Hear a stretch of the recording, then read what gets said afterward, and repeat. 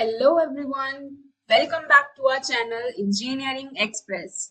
आज हम अपने सब्जेक्ट एनवायरनमेंट एंड इकोलॉजी की यूनिट 2 के लेक्चर 2 को स्टार्ट करने जा रहे हैं। हमारा फर्स्ट टॉपिक होगा एनर्जी रिसोर्सेज। हमारा सेकंड टॉपिक होगा फॉरेस्ट रिसोर्सेज। एनर्जी रिसोर्सेज में हम पढ़ेंगे कि एनर्जी रिसोर्सेज क्या होती है और एनर्जी क्या होती है और conventional and non conventional sources क्या है एनर्जी की। तो हम ये सब डिटेल में पढ़ेंगे और फिर हम फॉरेस्ट रिसोर्सेज के बारे में पढ़ेंगे, जिसमें हम पढ़ेंगे कि हमें कहाँ से अवेलेबल होती है और इनकी डिप्लीशन के बारे में पढ़ेंगे। मतलब जो डिफोरेस्टेशन होता जा रहा है किसी भी रीजन से, वो क्यों हो रहा है, उन सब चीजों से रिलेटेड हम पढ़ेंगे। और फिर हम पढ़ेंगे environmental impact of forest depletion, कि मतलब फॉरेस्ट का जो फॉरेस्ट खत्म होती जा रही है उसका एनवायरमेंट पे क्या इम्पैक्ट पड़ रहा है। तो चलिए शुरू करते हैं। ये हमने सिलेबस देख लिया। हमारी एनर्जी रिसोर्सेज में है conventional and non conventional sources of energy, and forest resources में है availability, depletion of forest, environment impact of forest depletion on society. तो चलिए शुरू करते हैं। एनर्जी रिसोर्सेज तो ये वो मटेरियल्स होते हैं जो कि हमें किसी भी टाइप की एनर्जी जनरेट, मतलब किसी भी चीज को जनरेट करने में हेल्प करते हैं। They serve as the basis for generating various forms of energy for human use. और ये रिसोर्सेज बहुत सारे टाइप की होती हैं, जैसे कि सनलाइट हो गई, विंड हो गई, वाटर या फॉसिल फ्यूल्स, ये सब हमारे एनर्जी रिसोर्सेज हैं। और एनर्जी रिसोर्सेज हमारी दो टाइप की होती है, एक होता है renewable energy resource and second होता है नॉन रिन्यूएबल एनर्जी रिसोर्स। तो ये रिन्यूएबल एनर्जी रिसोर्स और नॉन रिन्यूएबल एनर्जी रिसोर्स के बारे में हमने नेचुरल रिसोर्सेज में पढ़ा था। क्या पढ़ा था हमने कि रिन्यूएबल रिसोर्सेज वो होती हैं जो रिन्यू हो जाती हैं and in a relatively short period of time, जिन्हें लाइक इतना टाइम नहीं लगता जितना नॉन रिन्यूएबल को लगता है। और नॉन रिन्यूएबल एनर्जी वो होती हैं जो कि बहुत बहुत ज्यादा टाइम लेती हैं रिन्यू होने में, मतलब जैसे मिलियंस ऑफ ईयर्स, जैसे कि हमारे फोसिल फ्यूल हो गए, कोल हो गया। तो ये हमारी होती है नॉन रिन्यूएबल एनर्जी रिसोर्स। अब ये है कुछ sources of energy: solar energy, light energy, wind energy, water energy, fossil fuels, coal and natural gas. तो सोलर एनर्जी सब समझ सकते हैं, जो हमें सन से मिले, ऐसी लाइट एनर्जी, विंड जो एयर से मिले, वाटर एनर्जी जो हमें वाटर से मिले, और फोसिल फ्यूल्स ये सब तो आप जानते ही हैं। अब हम पढ़ते हैं व्हाट इज एनर्जी। तो एनर्जी एक फंडामेंटल प्रॉपर्टी होती है फिजिकल सिस्टम्स की। ये वो कैपेसिटी डिस्क्राइब करती है जिससे किसी भी चीज में कोई चेंजेस आएंगे यूनिवर्स में। Energy is a fundamental property of physical systems. It describes the capacity to cause changes and drive processes in the universe. मतलब पूरे यूनिवर्स में कोई भी प्रोसेसेस हो तो उन्हें जो करवाए वो एनर्जी होती है, या किसी भी चीज में कोई चेंजेस आए तो वो एनर्जी होती है। Energy exists in various forms, including kinetic energy, energy of motion, potential energy, मतलब stored energy, and thermal energy, मतलब जो related to heat होती है। तो देखिए काइनेटिक एनर्जी, जैसे फ्लोइंग वाटर है, तो अगर कोई भी चीज मोशन में है, वो मूव कर रही है, एक जगह से दूसरी जगह वो जा रही है, तो उसमें जो एनर्जी होगी वो होती है एनर्जी ऑफ मोशन, मतलब काइनेटिक एनर्जी। तो अगर कोई भी चीज है जो कि मूविंग स्टेट में है, जो स्टेशनरी नहीं है, उसमें होगी हमारी काइनेटिक एनर्जी, जैसे कि मूविंग वाटर में। फिर है पोटेंशियल एनर्जी। देखिए पोटेंशियल एनर्जी क्या होता है, मैं आपको वाटर के एग्जांपल से समझाती हूँ। आप सबके घर पर टैंक होगा, वाटर टैंक छत पर, तो वो उसमें जो है, जो उसमें वाटर है, उसमें कौन सी एनर्जी होगी? वो मूव तो नहीं कर रहा, मतलब जब वो टैंक में है सिर्फ उस टाइम तो वो मूव नहीं कर रहा, तो उसमें कौन सी एनर्जी होती है? उसमें होती है पोटेंशियल एनर्जी। ठीक है, क्योंकि उसमें एनर्जी स्टोर्ड है, इट्स नॉट मूविंग। ओके, तो जब कोई एनर्जी कहीं पे स्टोर्ड हो, चाहे वो किसी पॉन्ड वगैरह में हो या कोई भी ऐसी जगह हो जहां पर वो मूव नहीं कर रही है, तो उसमें होगी पोटेंशियल एनर्जी। इनका आपको फॉर्मूलाज वगैरह की कोई जरूरत नहीं है, ये एनवायरमेंट एंड इकोलॉजी सब्जेक्ट है, आपको बस इतना पता होना चाहिए कि होता क्या है। फिर है थर्मल एनर्जी। थर्मल एनर्जी, जैसे कि थर्मल वर्ड से आप समझ सकते हैं, thermal word is related to heat. तो जो भी एनर्जी हीट से जनरेट हो उसे हम कहेंगे थर्मल एनर्जी। और फिर हमारी इलेक्ट्रिकल एनर्जी, मतलब जिससे हमारी इलेक्ट्रिसिटी जनरेट होती है, वो हमारी इलेक्ट्रिकल एनर्जी। फिर है energy is conserved in nature, meaning it can not be created और destroyed, it can only be transformed from one form to another. मतलब देखिए एनर्जी जो है वो कंजर्व्ड है नेचर में, या आपने बचपन में पढ़ा होगा फिजिक्स में कि energy can neither be created not destroyed. तो इसका मतलब ये है कि मतलब एनर्जी जो हमारी है वो एक फॉर्म से दूसरी में चेंज हो सकती है, बट हम ना उसे क्रिएट कर सकते हैं और ना ही उसे डिस्ट्रॉय कर सकते हैं। हमारा नेक्स्ट टॉपिक है टाइप्स ऑफ एनर्जी रिसोर्सेज। तो हम थोड़ा सा इसमें पढ़ते हैं। Energy is indispensable in our daily lifes, powering various activities and technologies. तो देखिए, एनर्जी जो है वो हमारी लाइफ में एक इंडिस्पेंसिबल पार्ट बन चुकी है। इंडिस्पेंसिबल मतलब इनसेपरेबल समझ लीजिए, या फिर जो बहुत ज्यादा जरूरी हो हमारी लाइफ में। तो एनर्जी एक ऐसा पार्ट है जो कि बहुत ज्यादा जरूरी है हमारी लाइफ में, और जिसकी वजह से हमारी बहुत सारी एक्टिविटीज परफॉर्म होती हैं। जैसे कि अभी आप रूम में बैठे होंगे, तुम्हारी लाइट जल रही होगी, फैन चल रहा होगा, वो किस वजह से? इलेक्ट्रिकल एनर्जी की वजह से। तो एनर्जी किसी भी फॉर्म में हो, वो आपके लिए बहुत ही ज्यादा जरूरी है हमारी डेली लाइफ में। It serves as a cornerstone of economic infrastructure, driving industries, transportation and communication systems. तो वो इकोनॉमिक इंफ्रास्ट्रक्चर और इन सब में बहुत ज्यादा हेल्पफुल है। Energy is a fundamental input necessary for sustaining life on earth, supporting biological processes, food production and maintaining environmental balance. तो जो एनर्जी है वो एक फंडामेंटल इनपुट है जो कि नेसेसरी है लाइफ को सस्टेन कराने के लिए अर्थ पे, जिससे कि सारी बायोलॉजिकल प्रोसेसेस होती हैं, फूड प्रोडक्शन होता है और एनवायरमेंट में एक बैलेंस बना रहता है। तो उसके लिए एनर्जी बहुत ही इंपॉर्टेंट फंडामेंटल यूनिट है। अब हमारी एनर्जी रिसोर्सेज क्या क्या है? Fossil fuels, coal, oil, natural gas, solar energy, wind energy, tidal energy and ocean energy. तो सबसे पहले है हमारा टॉपिक सोलर एनर्जी। तो देखिए, सोलर एनर्जी वो एनर्जी होती है जो हमारी सन से डेराइव हो। सोलर मतलब रिलेटेड टू सन। तो सोलर एनर्जी हो गई वो एनर्जी जो हमारी सन से डेराइव हो, is derived from the sun, which has been producing energy for billions of years through nuclear fusion reactions. तो जो हमारा सन है उसमें कुछ रिएक्शंस होती हैं जिसे हम कहते हैं न्यूक्लियर फ्यूजन रिएक्शन। तो उस वजह से वो सोलर एनर्जी जनरेट करता है, और वो ये एनर्जी बिलियंस ऑफ ईयर्स से प्रोड्यूस कर रहा है। मतलब सन बिलियंस ऑफ ईयर्स से एनर्जी प्रोड्यूस कर रहा है through the process of nuclear fusion reactions. Nuclear fusion reactions. Solar energy reaches the earth in the form of solar radiation consisting of photons. तो ये जो सोलर एनर्जी है वो सन generate कर रहा है, पर वो अर्थ पे कैसे पहुंच रही है? तो वो अर्थ पे पहुंच रही है सोलर रेडिएशन की फॉर्म में। और सन से हमारी अर्थ पे आती है सोलर रेडिएशन, जिनमें होते हैं photons. Photons are particles of solar energy carrying various amounts of energy corresponding to different wavelengths of the solar spectrum. आपको इतना फिजिक्स जानने की जरूरत नहीं है, बट ये समझ लीजिए कि जो वहां से रेडिएशन आ रही है उनमें कुछ पार्टिकल्स होते हैं जिन्हें हम फोटोन्स कहते हैं, और ये फोटोन्स पार्टिकल्स हैं सोलर एनर्जी कैरिंग, मतलब ये सोलर एनर्जी अपने अंदर कैरी करते हैं ये फोटोन्स, और इनकी जो वेवलेंथ होती है वो डिफरेंट डिफरेंट होती है। Solar energy can be harnessed and converted into other forms of energy such as electricity and heat using solar technologies like photovoltaic cells and solar thermal systems. तो आपने सुना होगा, ये आपके लिए थोड़े टफ एग्जांपल हो सकते हैं। आपने सोलर कुकर सुना होगा, या आपने वो देखे होंगे जो सोलर पैनल्स होते हैं जो बिल्डिंग्स वगैरह पे या अब तो हाउसेस में भी लगने शुरू हो गए हैं। तो उन जगहों पे वो क्या करते हैं, वो सन की एनर्जी को स्टोर करते हैं और फिर उससे सन की एनर्जी से उसे इलेक्ट्रिकल एनर्जी में कन्वर्ट करते हैं या फिर हीट एनर्जी में कन्वर्ट करते हैं। तो इस तरह से सन को हम वेरियस अदर फॉर्म में कन्वर्ट कर रहे हैं एनर्जी को।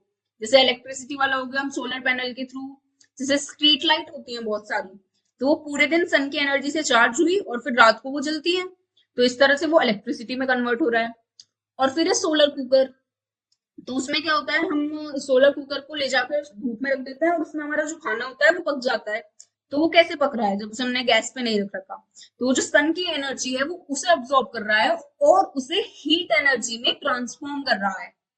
तो ये तरीका है जो हमने पढ़ा था कि energy can be converted from one form to another. तो ये उसका एक बेस्ट एग्जाम्पल आप समझ सकते हैं। Now, active and passive solar energy, active solar heat and passive solar heat, हम इसके बारे में पढ़ेंगे। Active solar heat system requires a collector to absorb and collect solar radiation.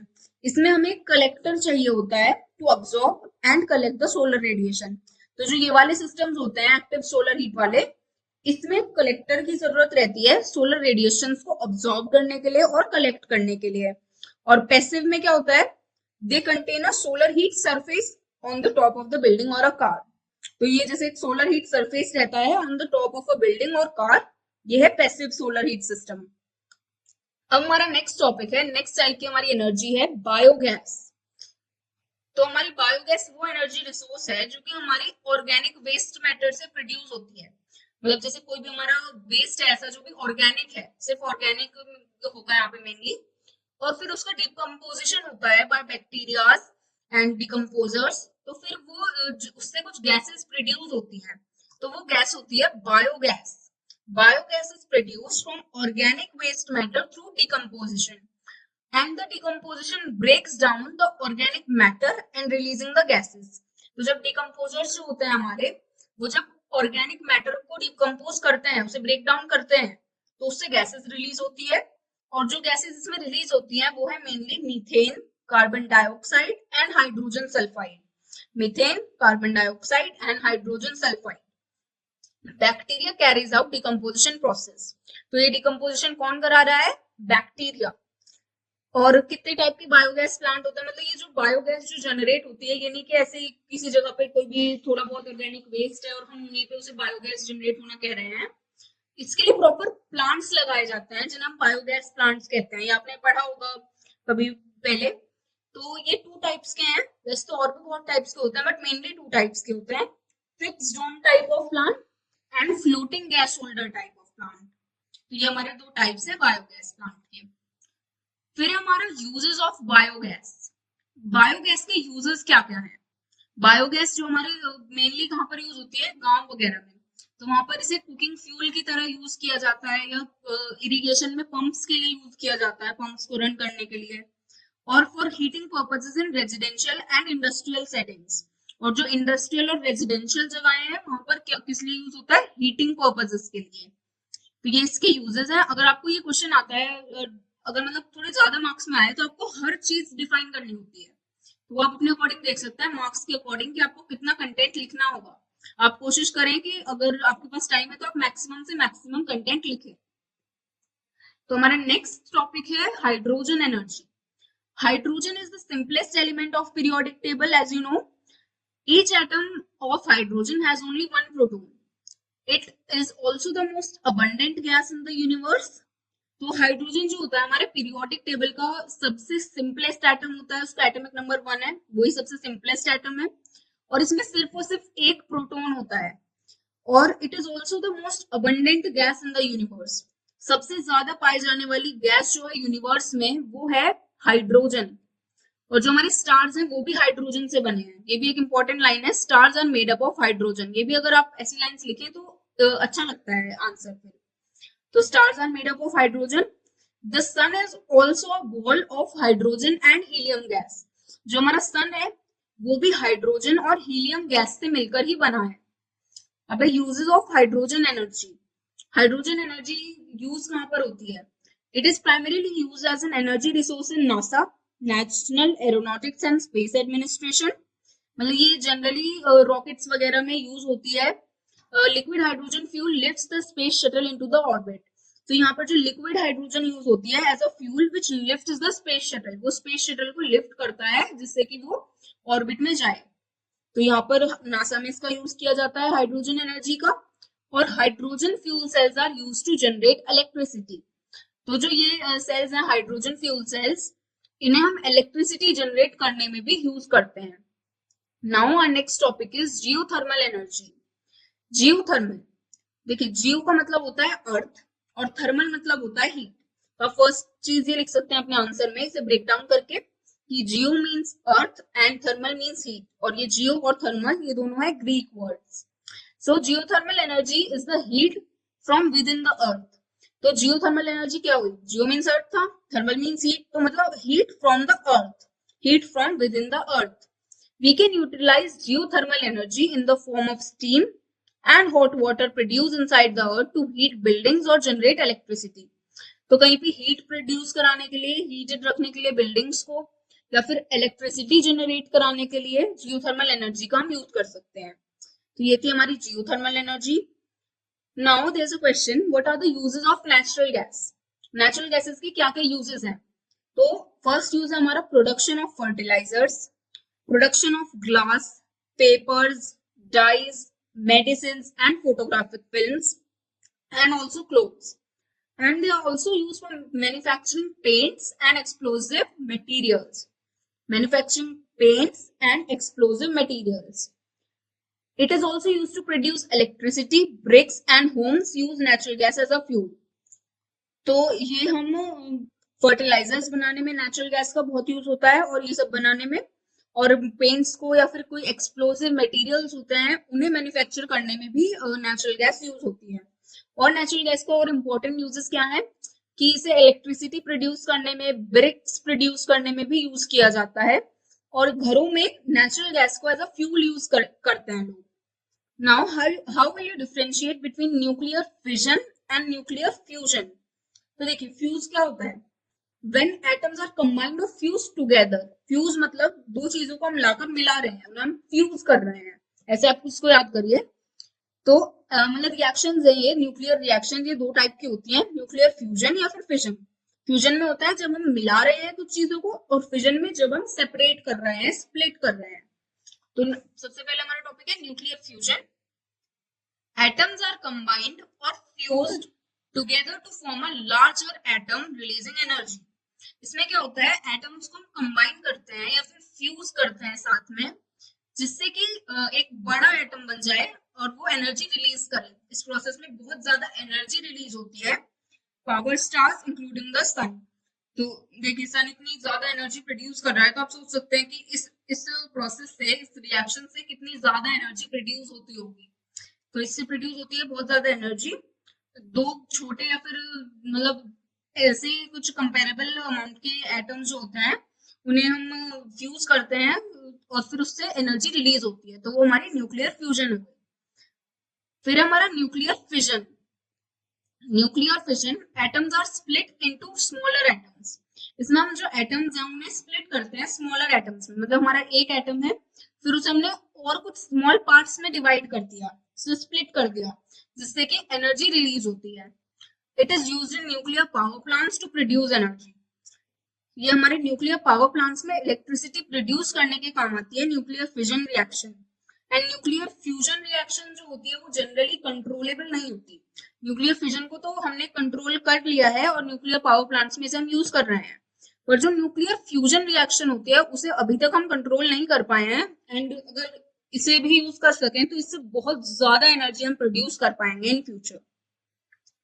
अब हमारा सेकंड जो था टॉपिक आज का, वो है forest resources. Forests are important renewable resources that vary in composition and diversity, contributing significantly to the economic development of countries। तो जो हमारी फॉरेस्ट होती है वो हमारे एक रिन्यूएबल रिसोर्स है, जो कि अलग अलग जगहों पर अलग अलग कंपोजिशन में पाई जाती है, और हर जगह अलग अलग डाइवर्सिटी है।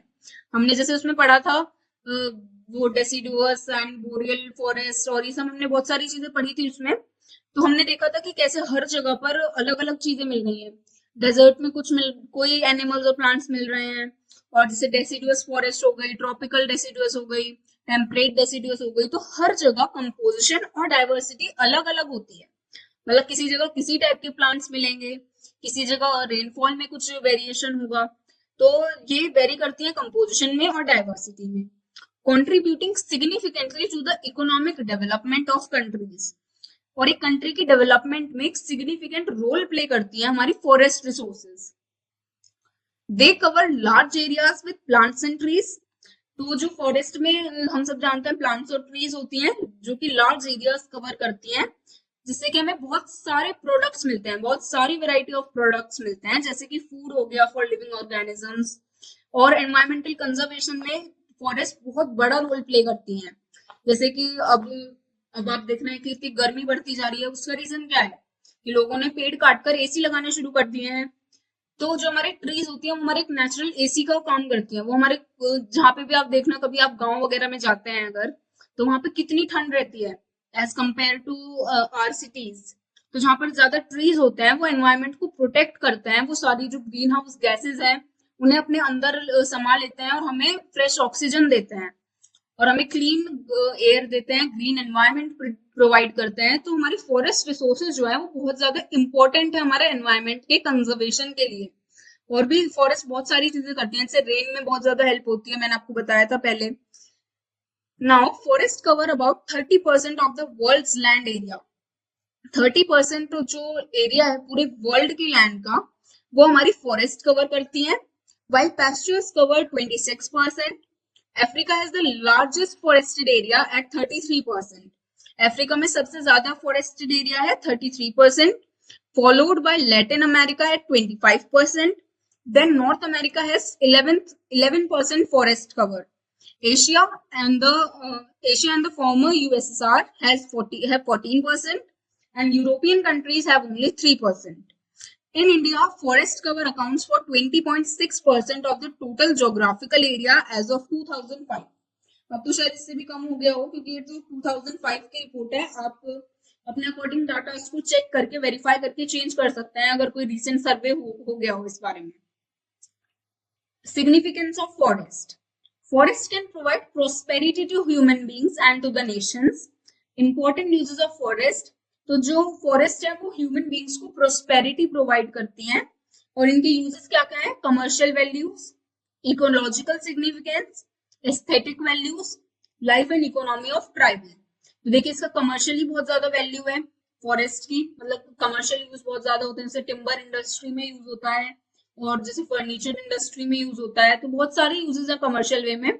और इकोलॉजिकल सिग्निफिकेंस, तो जैसे कि हमने जाना फॉरेस्ट इकोलॉजिकली कितनी सिग्निफिकेंस है फॉरेस्ट की, और aesthetic values, and then very important point, life and economic of tribals. तो जो ट्राइबल्स होते हैं वो हमारे जनरली फॉरेस्ट में रहते हैं, तो उनकी पूरी लाइफ ही फॉरेस्ट में बेस्ड है, तो ये इसका one of the most important use हो गया। तो उनकी इकोनॉमी, उनकी लाइफ, फूड, उनका रहना सहना सब फॉरेस्ट से ही आता है, तो इसलिए फॉरेस्ट का ये एक इंपॉर्टेंट यूज है। अब है कमर्शियल, अब हम इन सब यूज को थोड़ा डिटेल में पढ़ेंगे। फर्स्ट है commercial values. Forests are main source of many commercial products such as wood, timber, plywood, etc. तो जो हमारी फॉरेस्ट है वो one of the main commercial product produce करती हैं, जैसे कि वुड हो गया, टिम्बर हो गया, प्लाईवुड हो गया।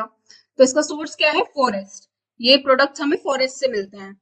About 1.5 billion people depend upon wood as an energy resource. तो देखिए सब लोगों के पास जो है गैस सिलेंडर्स या ऐसी सुविधाएं अवेलेबल नहीं होती हैं, तो उनके पास क्या अवेलेबल है? फॉरेस्ट। तो वहां से वुड काट कर ले आते हैं। तो इसी तरह अराउंड 1.5 बिलियन पीपल डिपेंड है वुड पे as energy resource. Timber obtain from the forest can use to make plywood, board, doors and windows, furniture and agricultural implements and sports good. तो ये आपको बताया है कि टिम्बर किस किस चीज में बनाने में यूज हो सकता है, जैसे कि प्लाईवुड हो गया, बोर्ड, और जो हमारे डोर्स होते हैं, विंडोज होती हैं, और जैसे फर्नीचर कोई भी, और एग्रीकल्चर इम्प्लीमेंट्स, जैसे कि आपने देखा होगा जो बहुत सारे एग्रीकल्चर इम्प्लीमेंट्स होते हैं उनमें हमें वुड यूज करनी पड़ती है। वुड के बहुत सारे इक्विपमेंट्स होते हैं, बहुत सारे टूल्स होते हैं, और स्पोर्ट्स वुड जैसे बैट हो गया, एंड भी और भी बहुत सारे होते हैं, तो उनमें भी हमें वुड चाहिए होती है। Timber is also a raw material for preparation of paper, rayon and film. जो टिम्बर है वो एक इम्पोर्टेंट रॉ मटेरियल है पेपर, रेयन और फिल्म को बनाने में भी। Forest can provide food, fibre, edible oils and drugs. तो देखिए फॉरेस्ट हमें फूड प्रोवाइड करती है, फाइबर प्रोवाइड करती है, एडिबल ऑयल्स प्रोवाइड करती है, और बहुत सारी ड्रग्स भी प्रोवाइड करती है, मतलब medicine. Forest lands are also use for agriculture and grazing. जैसे हमने पढ़ा था ये पहले, शिफ्टिंग, कल्टीवेशन एंड ऑल, बहुत सारी चीजों का हमने पढ़ा था कि फॉरेस्ट हमारी एग्रीकल्चर और ग्रेजिंग लैंड भी प्रोवाइड करती है। Forest is important source of development of dams, recreation and mining. Now, life and economy of tribal. Forests provide food, medicine, and other products needed for tribal people and play a vital role in the life and economy of tribes living in the forest. तो जैसे मैंने आपको बताया कि tribes की जो tribal लोग होते हैं उनकी पूरी लाइफ ही फॉरेस्ट पे डिपेंड है, तो वो फूड के लिए, मेडिसिन के लिए, और भी सब प्रोडक्ट्स के लिए उनकी नीड किस पे डिपेंड है? सिर्फ और सिर्फ फॉरेस्ट पे। उनका जीने का सिर्फ एक ही वो है फॉरेस्ट। तो फॉरेस्ट उनके लिए वाइटल रोल प्ले करती है उनकी लाइफ में एंड इकोनॉमी में ट्राइबल पीपल की, जो कि फॉरेस्ट में रहते हैं। फिर हमारे ecological uses. Forest are habitat to the wild animals, plants and support millions of species. जो हमारी फॉरेस्ट है वो हमारे हैबिटेट है वाइल्ड एनिमल्स का, और प्लांट्स का और बहुत सारी स्पीशीज का, हमारे इंसेक्ट्स हो गए, बर्ड्स हो गए, या फिर और भी बहुत सारे क्रीचर्स हो गए, बहुत सारी स्पीशीज, इन सब का घर है हमारा forest. They help in reducing global warming. तो वो ग्लोबल ग्लोबल वार्मिंग रिड्यूस करने में हेल्प करता है, क्योंकि वो सारी ग्रीन हाउस गैसेस अपने अंदर अब्सॉर्ब कर लेते हैं, फॉरेस्ट और ट्रीज, जो कि हमारी ग्रीन हाउस गैसेस होती हैं, and produces oxygen by photosynthesis. और फोटोसिंथेसिस की प्रोसेस के थ्रू हमारे जो प्लांट्स हैं वो ऑक्सीजन प्रोड्यूस करते हैं। Forest can act as a pollution purifier by absorbing toxic gases. तो जो हमारी फॉरेस्ट है वो एक पोल्यूशन प्योरीफायर की तरह भी काम कर सकती है, क्योंकि वो हमारी सारी जो भी टॉक्सिक गैसेस है एनवायरमेंट में उन्हें अब्सॉर्ब कर लेती है अपने अंदर, और हमारी हीट को भी रिड्यूस कर देती है, और भी बहुत सारे ये प्योरीफायर की तरह वर्क कर सकती है सारी टॉक्सिक गैसेस को अब्सॉर्ब करके। Forest not only helps in soil conservation but also helps to regulate the hydrological cycle.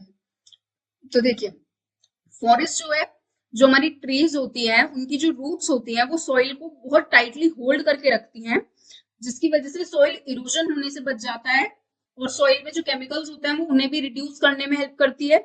तो जो फॉरेस्ट है वो सॉइल कंजर्वेशन में तो हेल्प करती है, but they also help to regulate the hydrological cycle. Hydrological cycle मतलब, हाइड्रोलॉजिकल से मतलब है वाटर, तो मतलब हमारी वाटर साइकिल। तो ये हमारी वाटर साइकिल को रेगुलेट करने में भी हेल्प करती है फॉरेस्ट, क्योंकि जो हमारा, जब हमारी इवेपोरेशन होता है, ट्रांसपीरेशन होता है, तो उसी से तो पानी कलेक्ट होता है, फिर जाके वो क्लाउड्स बनते हैं। पर जब हम ट्रीज ही कट कर देंगे तो फिर हमारे ट्रांसपीरेशन और इवेपोरेशन से जो हमारा मॉइस्चर आ रहा था एटमोस्फेयर में वो बिल्कुल स्टॉप हो गया, तो इसलिए रेन जो है वो डिले हो जाती है फिर। तो इसलिए फॉरेस्ट हमारा बहुत इंपॉर्टेंट रोल प्ले करते हैं हाइड्रोलॉजिकल साइकिल को मेंटेन रखने में। हमारा फोर्थ यूज था aesthetic values. All over the world, people appreciate the beauty and tranquility of the forest because forests have greater aesthetic value. Forests provide opportunity for recreation and ecosystem research. तो जो हमारे all over the world जो लोग हैं वो beauty को appreciate करते हैं फॉरेस्ट की, और फॉरेस्ट की इसी वजह से बहुत ज्यादा एस्थेटिक वैल्यू है। मतलब बहुत सारे लोग देखने आते हैं, फॉरेस्ट में ट्रिप्स करते हैं, तो वो इसी वजह से, क्योंकि फॉरेस्ट बहुत ही अपीलिंग लगती है देखने में, और लोग उनकी ब्यूटी को अप्रिशिएट करने लगे हैं। Forest provide opportunity for recreation and ecosystem research also. Now our next topic is deforestation. Deforestation मतलब होता है ट्रीज का कट डाउन होना, या फिर ट्रीज को इलीगली फॉल कराना, या उन्हें कंप्लीटली कट डाउन कर देना। Forest are cut for wood and timber. Forest को वुड के लिए या टिम्बर के लिए कट किया जाता है, और डेवलपमेंट और एक्सपेंशन करने के लिए सिटीज की, इसलिए भी कट किया जाता है। और या फिर जैसे हमने शिफ्टिंग कल्टीवेशन में पढ़ा था कि एक लैंड को हम पूरा बर्न कर देते हैं, वहां की सारी ट्रीज को कट कर देते हैं, और फिर वहां पे एग्रीकल्चर करते हैं, हार्वेस्टिंग करते हैं, तो ये भी डिफोरेस्टेशन का कारण है। These economic gains are short term. ये जो इकोनॉमिक गेन्स हैं ये शॉर्ट टर्म होते हैं, बट लॉन्ग टर्म इफेक्ट्स जो हैं डिफोरेस्टेशन के वो इरिवर्सिबल होते हैं। तो एक बहुत इंपॉर्टेंट लाइन है कि मान लीजिए किसी भी कंपनी ने एक पूरी फॉरेस्ट क्लियर करा दी एक प्रोजेक्ट के लिए अपने, उन्हें कुछ भी बनाना है वहां पर वो जो भी उन्होंने उससे पैसा कमाया, उससे कुछ भी गेन्स हुए, वो इतने लॉन्ग टर्म नहीं होंगे, वो बहुत शॉर्ट टर्म के लिए होंगे। बट जो हमारा डिफोरेस्टेशन हो गया, उससे जो इफेक्ट्स होते हैं वो बहुत ही इरिवर्सिबल इफेक्ट्स होते हैं, बहुत ही हार्मफुल इफेक्ट्स होते हैं। Deforestation rate is relatively low in temperate countries than in tropics. जो हमारा डिफोरेस्टेशन रेट है वो टेम्परेट कंट्रीज में थोड़ा कम है ट्रॉपिक्स के मुकाबले। Present rate of deforestation continues. अगर जिस हिसाब से डिफोरेस्टेशन हो रहा है और अगर ऐसे ही चलता रहा तो हम 90% ट्रॉपिकल फॉरेस्ट को खो देंगे इन द कमिंग 6 डिकेड्स। तो अगर जिस रेट से डिफोरेस्टेशन चलता जा रहा है तो इस हिसाब से आने वाले 6 दशकों में हम 90% ट्रॉपिकल फॉरेस्ट को लूज कर देंगे, वो पूरी कट डाउन हो जाएंगी एंड डिस्ट्रॉय हो जाएंगी। For ecological balance, 33% area should be under forest cover, but our nation has only 20.6% forest cover. जो इकोलॉजिकल बैलेंस है उसके अकॉर्डिंग 33% एरिया किसी भी जगह का, 100% में से 33% होना चाहिए अंडर फॉरेस्ट एरिया। मतलब 33% फॉरेस्ट होनी चाहिए हमारी टोटल लैंड में से, बट हमारी कंट्री में सिर्फ और सिर्फ 20.6% है, विच इज वेरी लेस। बाकी आप लेटेस्ट डाटा के अकॉर्डिंग चेक कर सकते हैं कि अब कितना है, क्योंकि ये 2005 के अकॉर्डिंग था। अब है कॉजेज ऑफ डिफोरेस्टेशन। डिफोरेस्टेशन के कॉजेज क्या हैं? Forest area in some developed areas has expanded, however in developing countries area under forest is showing declining trend, particularly in tropical region।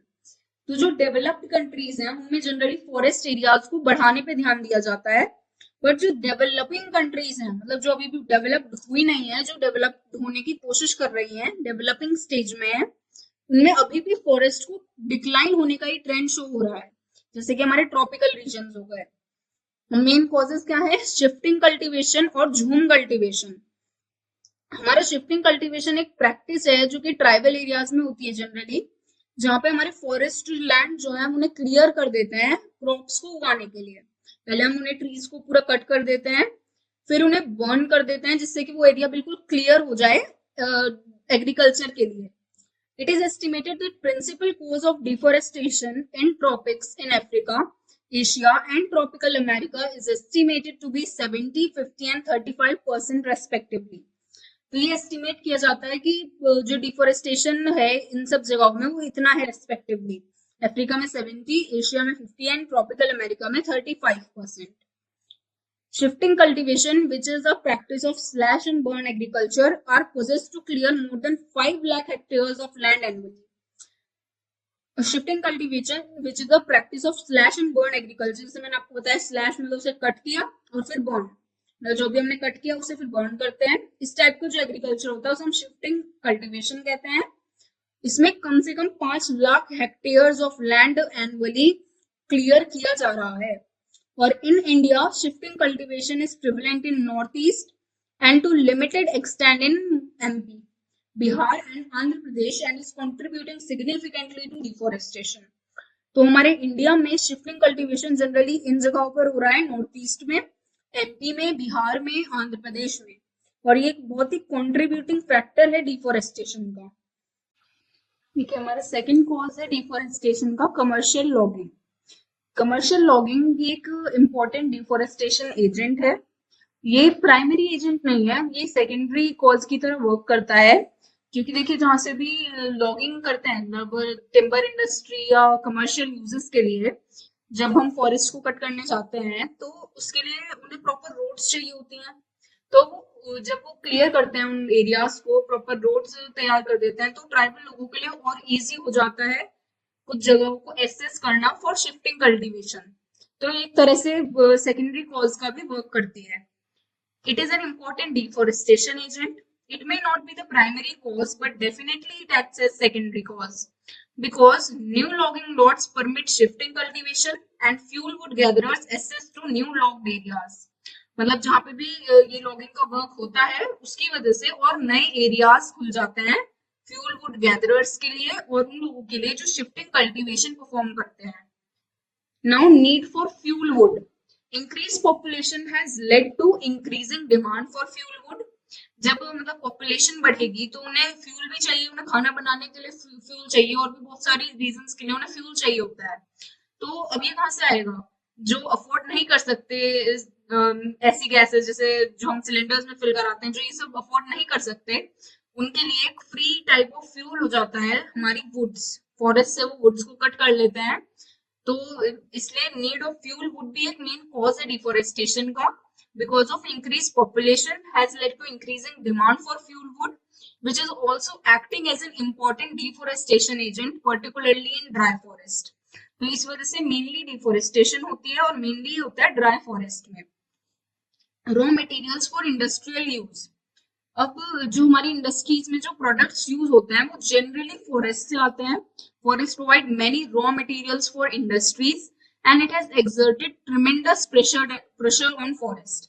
तो ये जो रॉ मटेरियल्स उन्हें लेने होते हैं तो उसकी वजह से फॉरेस्ट पे बहुत ज्यादा प्रेशर होता है रॉ मटेरियल्स का। तो वहां से जब सारे रॉ मटेरियल्स आएंगे तो फॉरेस्ट को डिस्ट्रॉय करना पड़ेगा फॉरेस्ट से उन्हें एक्सट्रैक्ट करने के लिए।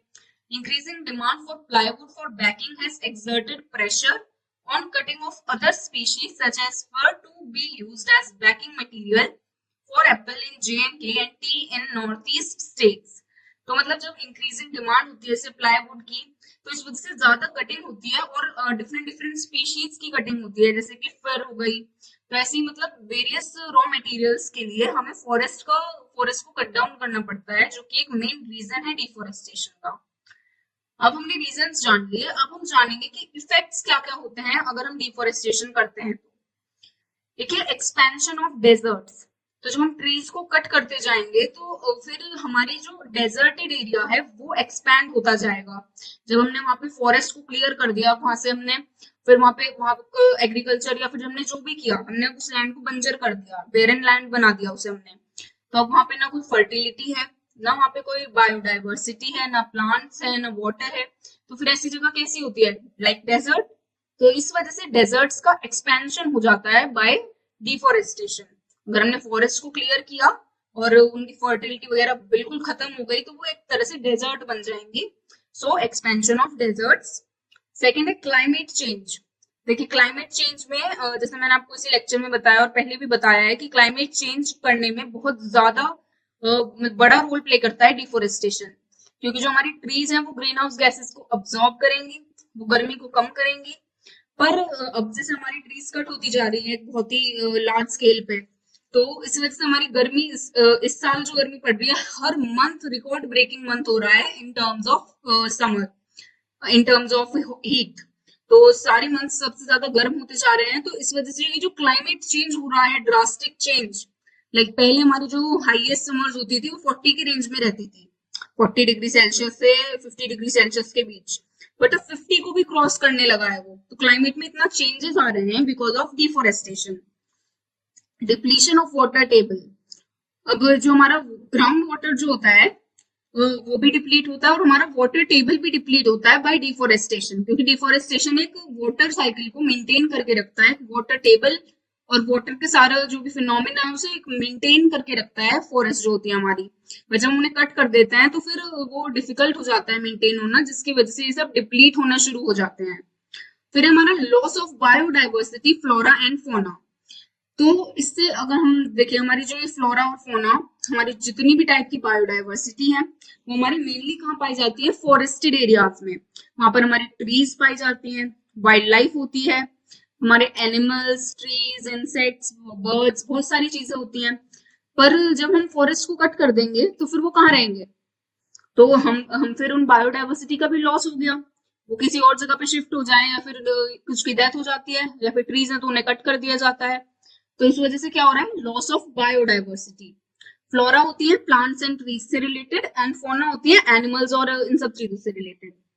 फिर है environmental changes and disturbance in forest ecosystems. और देखिए, एनवायरमेंट में बहुत ज्यादा चेंजेस होते हैं और फॉरेस्ट इकोसिस्टम्स में तो अब फॉरेस्ट ही खत्म कर देते हैं लोग, तो फिर उसमें तो पूरा डिस्टर्बेंस हो ही गया फॉरेस्ट इकोसिस्टम में। वहां पे जितनी भी वाइल्ड लाइफ रह रही थी वो सब पूरी डिस्टर्ब हो जाती है, उनका पूरा हैबिटेट डिस्ट्रॉय हो जाता है। फिर है timber extraction. There has been unlimited exploitation of timber for commercial use. Due to increased industrial demand, timber extraction has significant effect on forest and tribal people. तो हमें टिम्बर की बहुत ज्यादा यूज पड़ रहा है, बहुत ज्यादा इंक्रीज डिमांड हो रही है टिम्बर की इन इंडस्ट्रीज। तो इस वजह से भी फॉरेस्ट को कट किया जाता है और इसका बहुत ही हार्मफुल इफेक्ट होता है हमारी फॉरेस्ट पे और ट्राइबल लोगों पे भी। फिर है logging. New logging roads permit shifting cultivators and fuel wood gatherers to gain access to the logging area. तो मतलब इसकी वजह से जो हमारी लॉगिंग रोड्स बनाई जाती हैं, जब ये लॉगिंग होती है तो उसकी वजह से शिफ्टिंग कल्टीवेटर्स जो होते हैं उन्हें नई नई जगहों का एक्सेस मिल जाता है। मतलब जो जगहों पे जाना पॉसिबल नहीं था, उनकी वजह से वहां पर जाना इजी हो जाता है और फ्यूल वुड गैदर करना इजी हो जाता है और शिफ्टिंग कल्टीवेशन करना इजी हो जाता है उनके लिए। Loss of long term forest productivity. और इसकी वजह से फॉरेस्ट की productivity in the long term decrease हो जाती है और कंप्लीटली फिर लॉस होती चली जाती है वो। Species of plants and animals में बी एलिमिनेटेड। इसकी वजह से ऑब्वियस है, जब आप ट्रीज को कट कर देंगे, जहां पे भी आप ये कर रहे हैं वहां पे सारी प्लांट्स और एनिमल्स की स्पीशीज जो भी हैं वो सब वहां से चली जाएंगी या फिर डिप्लीट हो जाएंगी। Exploitation of tribal people by contractor. तो जहां पे भी लॉगिंग करने का कॉन्ट्रैक्ट मिला होता है, वहां पे जो भी कॉन्ट्रैक्टर होता है वो ट्राइबल लोगों को जबरदस्ती वहां से हटाते हैं, चाहे वो जाना चाहे या ना चाहे। अगर कोई अपनी मर्जी से मान रहा है तो ठीक है, वरना फिर वो और कुछ तरीके अपनाते हैं, जैसे कि उन्हें या तो ब्राइब करते हैं वो पैसों से, या कहीं और पे घर देने का प्रॉमिस करते हैं। और अगर कोई बिल्कुल नहीं मानता तो वो उसे फिर रॉन्ग वेज से उसे मैनिपुलेट करते हैं, या तो उसे पीटते हैं, या कुछ भी ऐसा एक्सप्लॉइटेशन करते हैं वो ट्राइबल लोगों का। फिर है हमारा topic mining. Major effects of mining operations. तो पहले हम जान लेते हैं कि माइनिंग क्या होता है। माइनिंग एक प्रोसेस होती है जिससे कि हम मिनरल्स एक्सट्रैक्ट करते हैं अपनी अर्थ से। जो कि मिनरल्स अपनी नेचुरल फॉर्म में या फिर किसी और की फॉर्म में होते हैं, तो उन्हें एक्सट्रैक्ट करते हैं हम थ्रू सम प्रोसेसेस, तो उसे हम माइनिंग कहते हैं। और इसके बहुत सारे इफेक्ट्स होते हैं एनवायरनमेंट पे, क्योंकि देखिए जहां हम माइनिंग करने जा रहे हैं वो जनरली फॉरेस्ट एरिया होती है, माउंटेन एरिया होती है, तो हमें वहां पे जितना भी फॉरेस्ट कवर है वो सब हमें वहां पे से डिफोरेस्टेशन वहां पे करना पड़ता है। तो माइनिंग एक बहुत मेजर रीजन है डिफोरेस्टेशन का। और इसकी वजह से ह्यूमंस पे भी बहुत हार्मफुल इम्पैक्ट पड़ता है जो वहां पे माइनिंग कर रहे हैं। और वहाँ की बायोडाइवर्सिटी डिस्ट्रॉय हो जाती है, वहाँ का इकोसिस्टम डिस्ट्रॉय हो जाता है। और माइनिंग की वजह से बहुत सारी हार्मफुल गैसेस भी रिलीज होती हैं, और बहुत सारे केमिकल्स भी रिलीज होते हैं एनवायरनमेंट में। तो हम अब पढ़ेंगे mining. Major effects of mining operations on forest and tribal people. Mining from shallow deposits is done by surface mining, while that from deep deposits is done by subsurface mining. It leads to degradation of lands and loss of topsoil.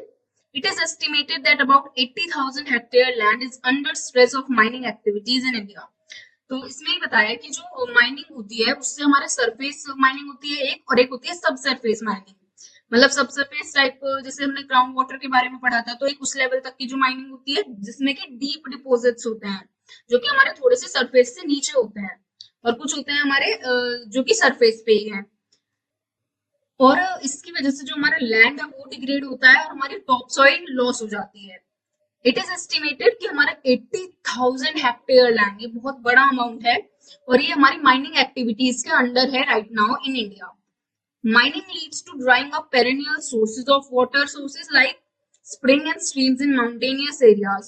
तो mining की वजह से इन सब water sources का भी जो है drawing up हो जाती है, ये सूख जाती हैं, जैसे कि स्प्रिंग हो गए या स्ट्रीम्स हो गई, जो कि माउंटेनियस एरियाज में होती हैं। माइनिंग और अदर एसोसिएटेड एक्टिविटीज जो है वो वेजिटेशन को रिमूव कर देती हैं, और वेजिटेशन अगर रिमूव होगी तो उसके नीचे जो सॉइल है वो भी रिमूव हो जाएगी, क्योंकि फॉरेस्ट के साथ साथ फिर सॉइल इरोजन भी शुरू हो जाता है अगर हम डिफोरेस्टेशन करते हैं तो। Which results in destruction of topography and landscape in the area. तो उस एरिया का लैंडस्केप और टोपोग्राफी बिल्कुल डिस्ट्रक्ट हो जाती है, बिल्कुल डिस्ट्रॉय हो जाती है। Large scale deforestation has been reported in Mussoorie and Dehradun Valley due to indiscriminating mining. और हमारे इन एरियाज में जैसे कि मसूरी हो गई, देहरादून वैली हो गई, तो इन सब जगहों में बहुत ज्यादा डिफोरेस्टेशन रिपोर्ट की गई है, और इसका रीजन है इनडिस्क्रिमिनेटिंग माइनिंग। इसका मेन रीजन है माइनिंग। यहाँ पे इतनी ज्यादा डिफोरेस्टेशन हो रही है माइनिंग की वजह से। Forested area has declined at an average rate of 33%, and the increase in non-forest area due to mining activities has resulted in relatively unstable zones leading to landslides. अब देखिए जो फॉरेस्टेड एरिया है वो decline करता जा रहा है at an average rate of 33%, and the increase in non forest area, non forest area जो है हमारा वो बढ़ता जा रहा है। तो उसकी वजह से बहुत ज्यादा अनस्टेबल जोन्स बन जाती हैं, जिसकी वजह से हमारी लैंडस्लाइड्स होने लगती हैं।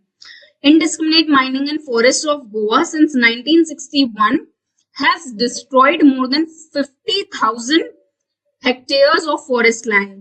तो गोवा में माइनिंग की वजह से 1961 से लेके अब तक 50,000 हेक्टेयर लैंड भी से भी ज्यादा लैंड डिस्ट्रॉय हो चुका है। और coal mining in Jharia, Raniganj and Singrauli areas have caused extensive deforestation in Jharkhand. Jharkhand के ये कुछ एरियाज हैं, झारिया, रानीगंज एंड सिंगरौली, यहाँ पे किया जाता है कोल को माइन। यहाँ पे कोल माइनिंग होती है जनरली झारखंड में इन एरियाज में, झारिया, रानीगंज एंड सिंगरौली एरियाज। यहाँ पे एक्सटेंसिव डिफोरेस्टेशन होता है due to coal mining. Mining of magnetite and soapstone have destroyed 14 hectares of forest in hilly slopes of Hirakud, Kosi Valley and Almora. Mining of radioactive minerals in Kerala, Tamil Nadu and Karnataka are posing similar threats of deforestation. तो इन सब चीजों की magnetite की और soapstone की mining की वजह से 14 हेक्टेयर फॉरेस्ट जो है हिली स्लोप्स में, इन सब एरियाज में वो डिस्ट्रॉय की जा चुकी है। और तमिलनाडु, केरला और कर्नाटक साइड में भी रेडियो एक्टिव मिनरल्स को हम एक्सट्रैक्ट करते हैं, उनकी माइनिंग होती है, इसी वजह से वहां पर भी डिफोरेस्टेशन बढ़ रहा है। Rich forest of Western Ghats are also facing the same threat. और जो वेस्टर्न घाट्स की जो फॉरेस्ट है वो भी सेम थ्रेट फेस कर रही हैं माइनिंग एक्टिविटीज की वजह से, for excavation of copper, chromites, bauxite and magnetite. तो वहां पर हम क्या क्या एक्सट्रैक्ट कर रहे हैं वेस्टर्न घाट्स में? Copper, chromites, bauxite and magnetite. तो वहां पर इन सब चीजों की वजह से माइनिंग की जाती है, जिसकी वजह से हमारी डिफोरेस्टेशन होती है। तो ये थी हमारी यूनिट 2। आई होप आपको सब कुछ समझ में आया होगा। अगर आपके कोई भी डाउट्स हैं तो आप हमसे कमेंट सेक्शन में पूछ सकते हैं, और आप हमारे सारे चैनल्स को ज्वाइन करिए, हमें फॉलो कीजिए। Thank you everyone for watching this video.